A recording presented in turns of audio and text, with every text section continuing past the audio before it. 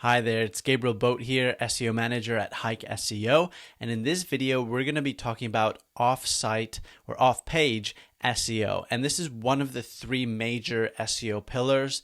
There's on-page, there's off-page, and there's technical. So this is one of the three most important things that we'll be discussing, and let's dive in. There's a lot to cover here for off-page SEO.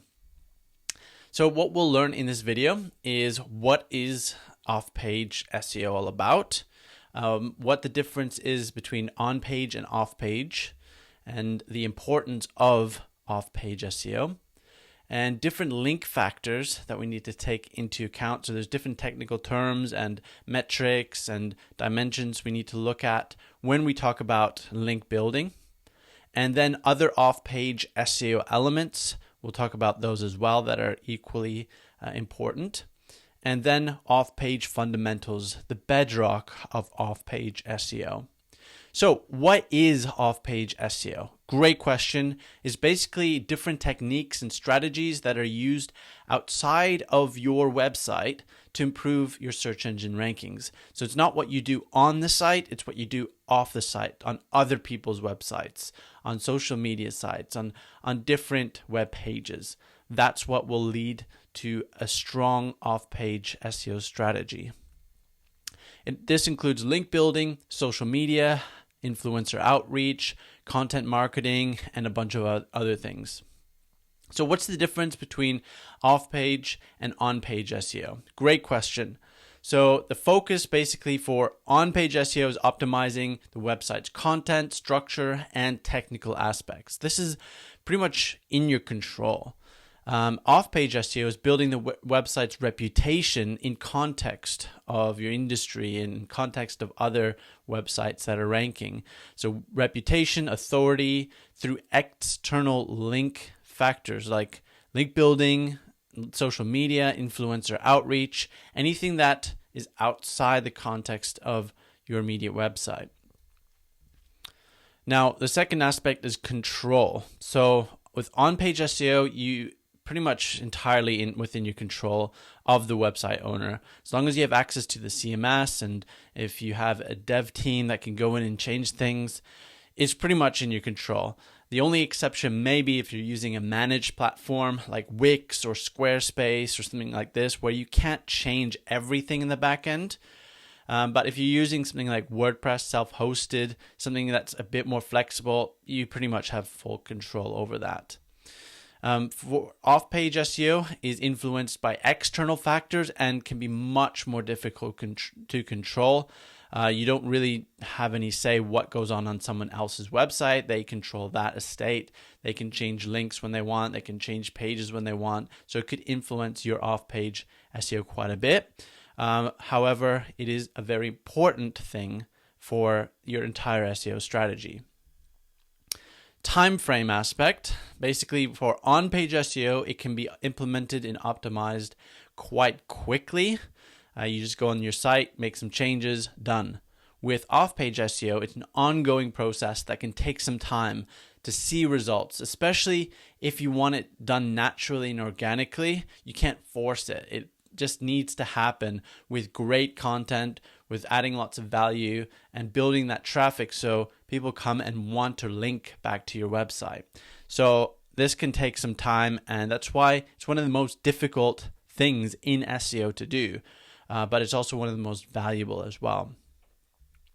And finally, impact aspect. For on-page SEO, typically it's considered, in general, to have a greater impact on the website's overall search engine performance. However, off-page SEO can be equally strong as well and can complement and enhance on-site efforts. So obviously, you need to start with some great content and create an amazing experience for visitors landing on your site. But the off-page SEO kind of gives votes towards that content and say, actually, this is great content. Here, I'm linking to it, for example. So why is off-page SEO important? Why do we go through all that length and effort and spend a lot of resources on off-page SEO? Well, every link, like I just hinted previously, is a vote of confidence, meaning that if I like a piece of content, an article, a web page, or a website, and I link to it, that means I am recommending it. That means I say, this is good, you should check this out. So every link has a level of power or authority. We call it link authority. That's why there's terms like domain authority, page authority. It basically is the influence that a page or a website domain has in terms of its voting power. So the more votes and the greater the authority of that website linking to your site, the more credibility that your page and website acquires over time. So you obviously want to build more links, but also links from high authority websites.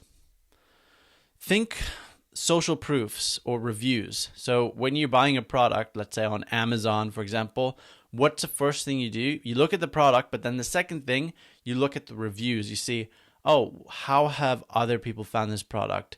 Do they think it's good? What's their experience using it? Okay. And then that builds a level of trust to the point where you also will purchase that product. So think of link building like that. So here's some off-page SEO link factors. And there's quite a few here, so we're going to go through them one by one, just so you understand some of the terminology that we'll be using. So total number of linking domains. This is a really important factor.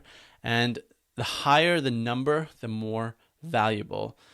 In terms of authority, in terms of what Google sees and other search engines sees. So the more number of domains that you have linking to your site, the better. And this improves the website's reputation and authority over time. So try to acquire backlinks from domains that are highly relevant in your niche, in your industry, and have a high domain authority. This is really important.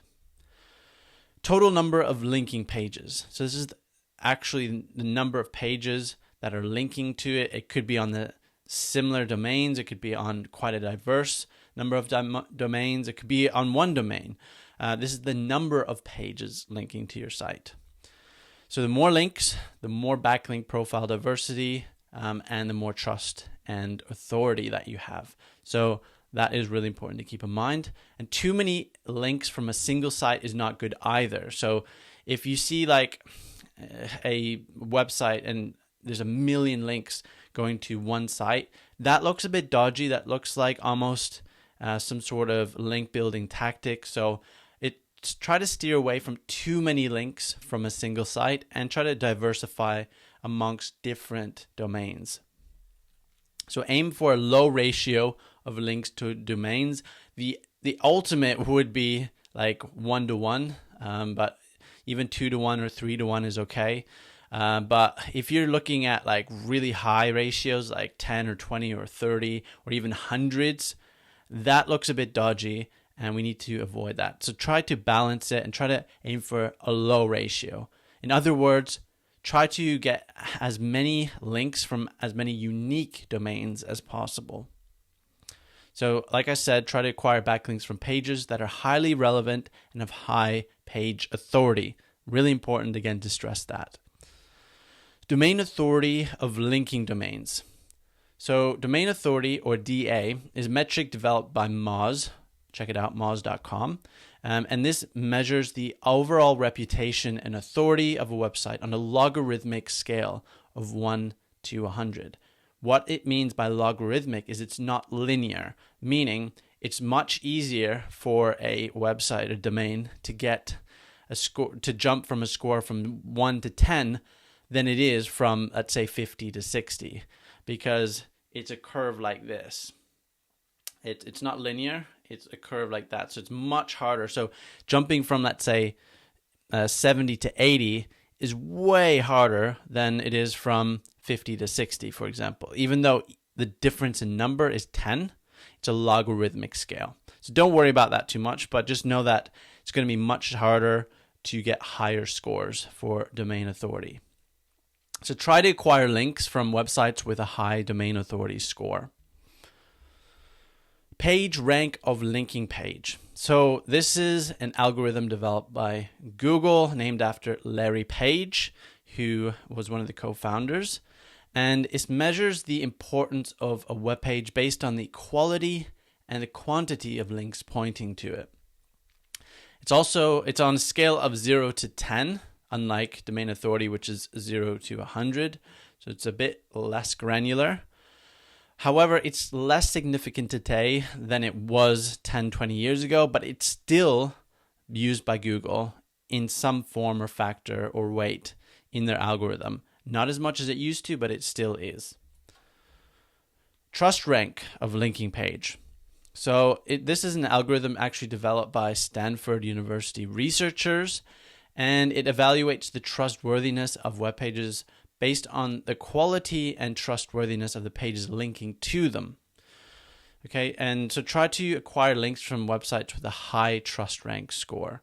The higher it is, the better, and the more trustworthy that web page is deemed to be. Topic relevance of linking page and site. So obviously website relevance is really important, and we also want to look at page relevance. So what is the website in its entirety about, and does that relate to your website industry? And then looking at the page itself that's linking to your site, is that page topic relevant to the page it's linking to? Is it relevant to the entire website that it's linking to? All of these things are really important. So what you want to do is acquire links from pages and websites that are relevant to and relate closely to the industry of your business and or topic of your pages. That's really, really important to keep in mind. Age of link. So older pages and domains are deemed to be more authoritative. So the quality and relevance obviously is still much superior to age, so obviously go for that. However, age is still a factor, even if it's small, in backlinks. So try to secure links from pages or domains that have at least been online for some period of time, if not an extended period of time. That really helps. Total number of links from homepage. So the homepage tends to collect the most authority from other pages because that's where pretty much all the pages link to. Ultimately, it's the top of the tree, and that's where we want to get the ultimate links from. But receiving homepage links can be quite hard, even though it can give you a huge boost in link equity. So if possible, try to get a link on the homepage. However, this will be quite challenging and not guaranteed. So at least secure it from a page that has a high page authority score. Do follow versus no follow links. So by default, links are do follow, meaning they pass on link equity, or also known as link juice, to the page that it's linking to. And these are the most valuable type of links to acquire, obviously. And it's a form of reward from linking website, saying that this page is actually worth visiting, it's worth going. It's a reward for saying, I recommend this page to you. However, no follow doesn't pass link equity, but it's still quite valuable because it generates traffic from that site, from people visiting. They'll click on that link, they'll visit that site. So it's still very valuable, but the ultimate is the do follow links. Link type diversity.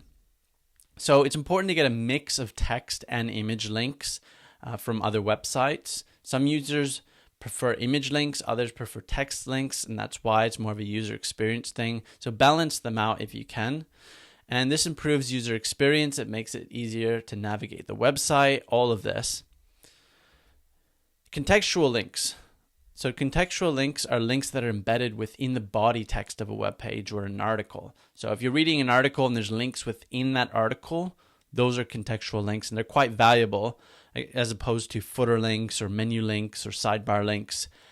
So Google and other search engines give more value and weight to contextual links, and those are really important because they improve the user experience. They are relevant to the content on the page, and that, like I said, they're higher value than sidebars, menus, or footer links. So they improve the relevance of the content, enhance the user experience by offering links to additional resources of information. That's where the value of contextual links come from. Link anchor text. So link anchor text is the text that's highlighted by a hyperlink, and this gives both users and search engines a hint or almost some context as to what the page that is linked to is all about. And that's why link anchor text is really important to optimize. You can use keywords, but please do not overdo this, and diversify the anchor text instead by using natural terms, switching up the terms, even using some generic text like check this out here or link it. So just keep it natural. Don't try to over optimize this because that could actually hurt your SEO. So let's talk about some other off-page SEO elements. So firstly is reviews. So try to get more reviews on Google My Business profile, especially positive ones, because this is a trust signal to users. And why is this important? Because it can increase traffic and conversions indirectly. When people check out your business, they read the reviews, they're like, this is a trustworthy business. It's high rated. People love coming here. Okay, I'm also going to shop here and check out their site. I trust them too because other people trust them. So that's why reviews are really important and are an indirect off-page SEO factor. Company information. So this include your company information on directories and Google My Business profile and other online listings where people can find your information, and search engines can see that there's a consistent business name, address, and phone number across different profiles. So this helps Google identify it and shows that the business has built a reputation online. Videos are another important off-page SEO element because you can embed backlinks into video descriptions for additional traffic, let's say from YouTube, or if you use Vimeo or other social media sites that have video, you can add backlinks in there. They may not be follow links, but they can generate additional organic traffic to your site. It also increases context engagement for content when videos are embedded within it. So if you have an article and you have a video in there, people will more likely stay on that page and watch the video instead of just skimming through the text to try to find what they're looking for. Social media profiles and audiences. So this provides a way to gain exposure, to build backlinks organically. So another way to build exposure to your business and your content, to bring people to your site and then hopefully link to your website. So it also indicates an audience size and engagement, builds trust. So it's almost like a context for your business where other users can go to see, wow, they're active on social media, they have this many followers. It's a trust factor, in other words. So this can increase website traffic, engagement, and conversions, again, indirectly as well. Off-page SEO fundamentals. So this is where we go into some important aspects before we go crazy on the backlink building. So first is page structuring. It's really important to structure the pages because this creates pathways for the link juice, the link equity to flow and determine how it's distributed across the website. That's why internal linking is very important, and also the hierarchy of pages and how they're logically structured so that the links from the lowest pages in the hierarchy can flow up to the category pages and the high level pages to give them more page authority to get higher rankings and more organic traffic. So deeper hierarchies need more internal links pointing up, and the category and subcategory pages point down, and also pages on the same level of hierarchy needs to cross-link to relevant topics. So again, hierarchy allows for higher level pages to accumulate link equity, and this allows them to compete for more difficult keywords. Internal linking, like I said before, this includes contextual links to relevant internal pages. So let's say the topic is about off-page SEO. We might talk about backlink building strategies and then link to that article, for example. include breadcrumbs that are automatically linked to parent pages.